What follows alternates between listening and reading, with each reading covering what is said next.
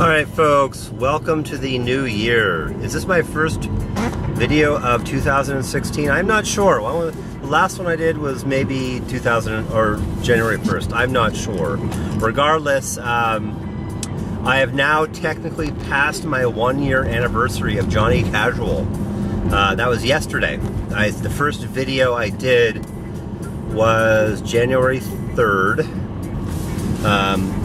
Wait, is it the 3rd today? No, I guess January 2nd, 2015. Or was it January 3rd? I don't know. Either way, either today or yesterday is my anniversary.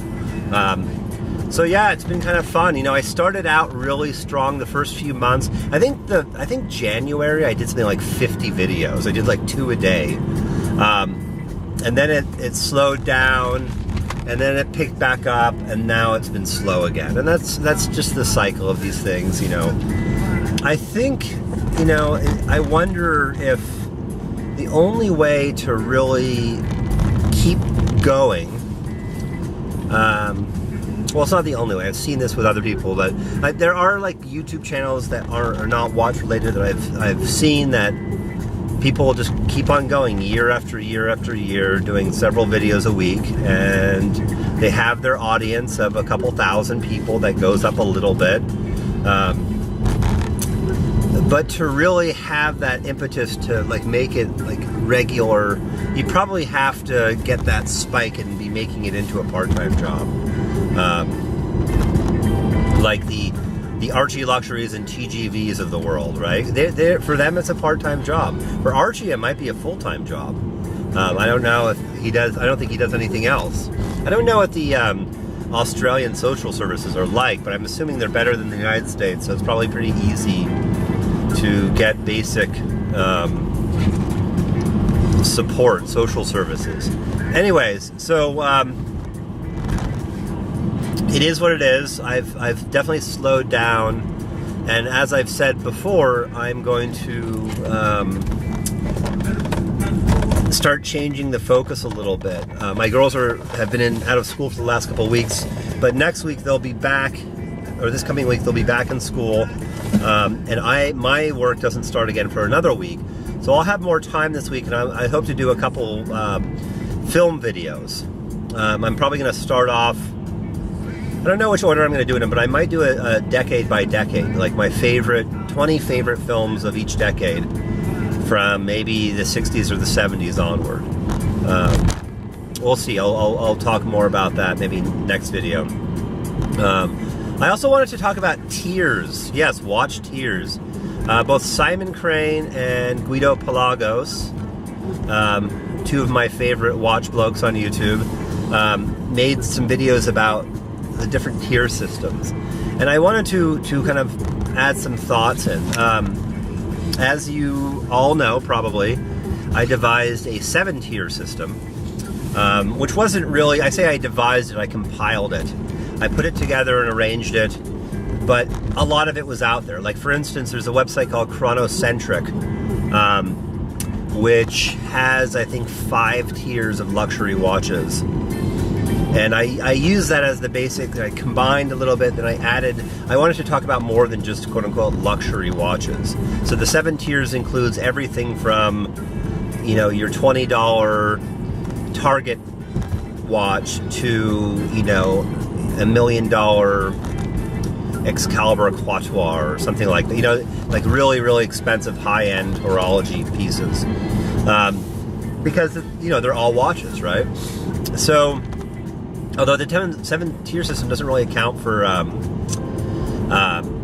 smart watches, which I don't really consider watches. I'm sorry, they're just not watches. They're multi-purpose devices that also tell time, right? They're really in the computer/cell phone, tablet range. Anyways, so the 7 tiers, I'm not particularly attached to. It's just one way. I actually, in a way, I remember regretting at one point that I had brought it forward, because then people started using it, and then I wanted to make amendments to it. I wanted to change it. And I'm not even 100% sure. I don't know. We'll see. I'm not sure what I do. You know, Guido presented what was basically a 3-tier system. And what I said to Guido in his comments, I believe, I said this to him, is that I both like and don't like the 3-tier system because on one hand it's simpler, and simple is often good. It's not always good. Maybe it's usually good. I'm not sure, depending upon the situation. But, you know, Guido talked about, I think he called it low, mid, and high. And low is below $1,000. Mid is everything from Oris to Rolex, is I believe what he said. And then the high end is the higher luxury above Rolex. You know, the quote-unquote Holy Trinity. And that's a nice, you know, it's a matter of like how granular you want to be. I like that system on one hand. On the other hand, the problem with a simple system like that is that it doesn't really tell us the difference between Oris and Rolex, right? You know, from Oris to Rolex is a wide span. That's in my system, that's 3 different tiers. Oris was the 3rd tier, and Rolex is the 5th, is generally 5th tier. So I think, you know, so you could say that my 7-tier system, it has tier 1 and 2 and part of 3 in Guido's low tier, and then part of 3, 4, and 5 are mid-tier, and then high is 6 and 7. And that's fine. It's just a way of how granular do you want to... You know, it's like looking at the colors of the rainbow, right? The minimum is generally 6 that people will you know, you got red, orange, yellow, green, blue, purple. Now, usually people, technically they add an indigo or aquamarine, so it's 7 or even 8. But then you can cut it finer and finer and finer, and there's infinite color. So you could say the same thing with tiers. So I think it's useful to do both. It's useful to have a simple 3-tier system and then a more complex 7-tier that's more comprehensive, that makes finer distinctions. And even 7 tiers you could divide further, right? Because like I have tier 2 being 150 to 500, and there's a difference between $150, say, SKX Seiko and the Seiko Sumo, which is the high end of tier 2. And especially tier 3. Tier 3 in my system encompasses $500 watches all the way up to almost $3,000 watches. I expanded that from $2,000 because I felt that the $2,000 to $3,000 were still kind of in that mid-range category.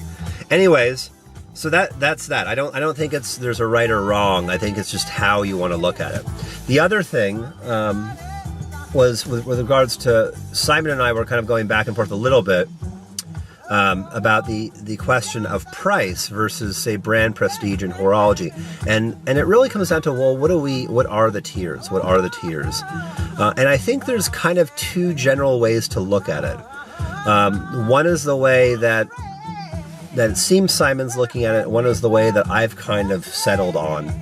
The way that Simon sees it, as far as I understand, is really this hierarchy of horology. It's sort of like the pecking order. The higher the tier, the more prestigious, the better the watch. It's really, it's sort of like, you know, the watch world's equivalent of, say, tennis player rankings. Although the difference, and this is where I find a problem with it, in tennis, you rank based upon points. Points won from tournaments, they have a complex system. Every tournament has a maximum number of points.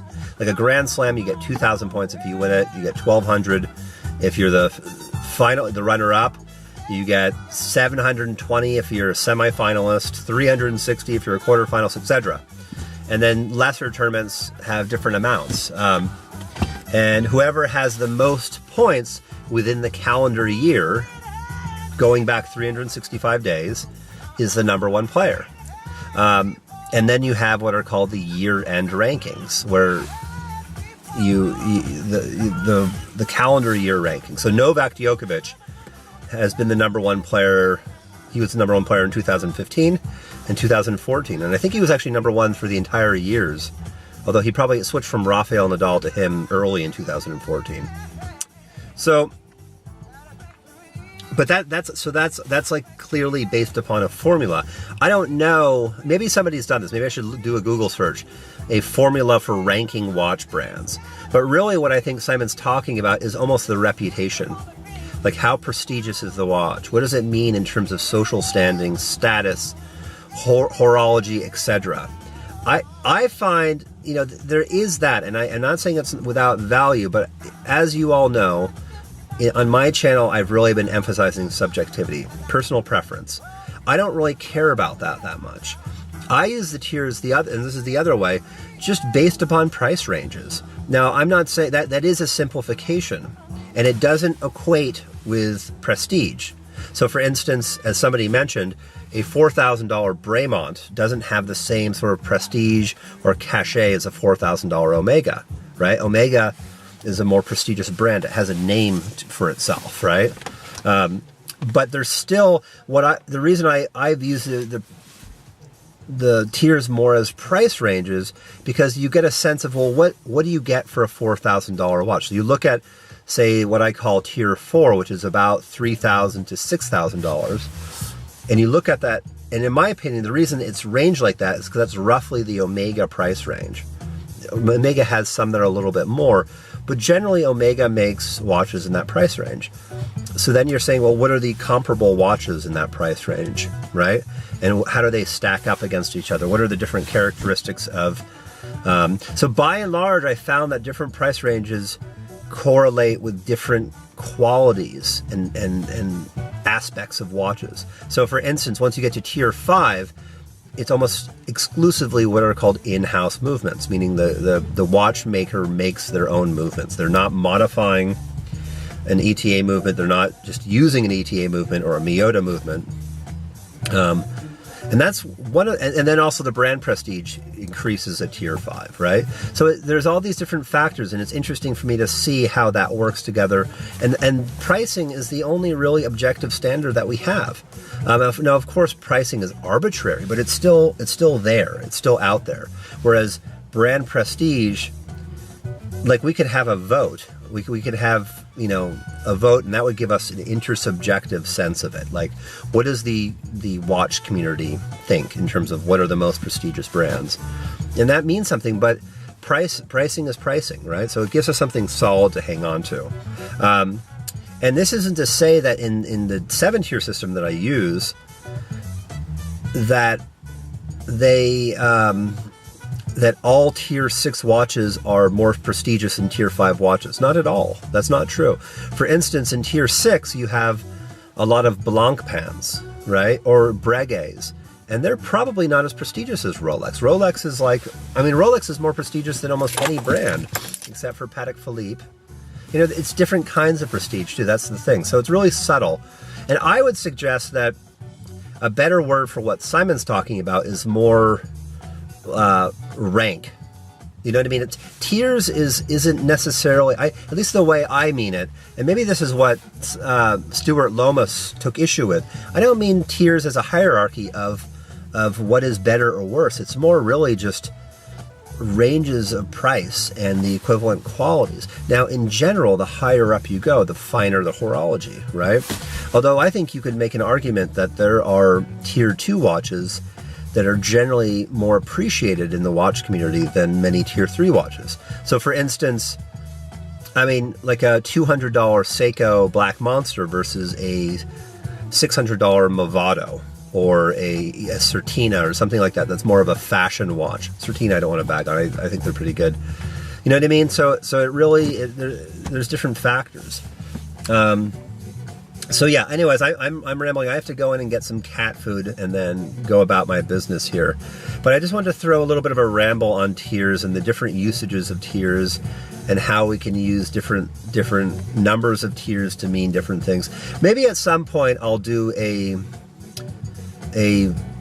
another video on tiers and just sort of a revised version and more clarity on the approach I'm taking. I'm not saying my approach is right, it's just the approach I'm taking, and I want to explain why I take it. All right, I will talk to you all later. Like the the Archie Luxuries and TGVs of the world, right? For them, it's a part-time job. For Archie, it might be a full-time job. I don't know if he does. I don't think he does anything else. I don't know what the Australian social services are like, but I'm assuming they're better than the United States, so it's probably pretty easy to get basic support, social services. Anyways, so it is what it is. I've definitely slowed down the keep going. Well, it's not the only way. I've seen this with other people, but there are like YouTube channels that are not watch related that I've seen that people just keep on going year after year after year, doing several videos a week, and they have their audience of a couple thousand people that goes up a little bit. But to really have that impetus to like make it like regular, you probably have to get that spike and be making it into a part-time job. All right, folks, welcome to the new year. Is this my first video of 2016? I'm not sure. Well, the last one I did was maybe 2000 or January 1st. I'm not sure. Regardless, I have now technically passed my 1-year anniversary of Johnny Casual. That was yesterday. The first video I did was January 3rd. Wait, is it the 3rd today? No, I guess January 2nd, 2015. Or was it January 3rd? I don't know. Either way, either today or yesterday is my anniversary. So yeah, it's been kind of fun. You know, I started out really strong the first few months. I think January I did something like 50 videos. I did like 2 a day. And then it slowed down, and then it picked back up, and now it's been slow again. And that's just the cycle of these things, you know. I think, you know, I wonder if the only way to really, and as I've said before, I'm going to start changing the focus a little bit. My girls have been out of school for the last couple of weeks, but next week they'll be back, or this coming week they'll be back in school. And my work doesn't start again for another week, so I'll have more time this week, and I hope to do a couple film videos. I'm probably going to start off, I don't know which order I'm going to do it in, but I might do a decade by decade, like my 20 favorite films of each decade.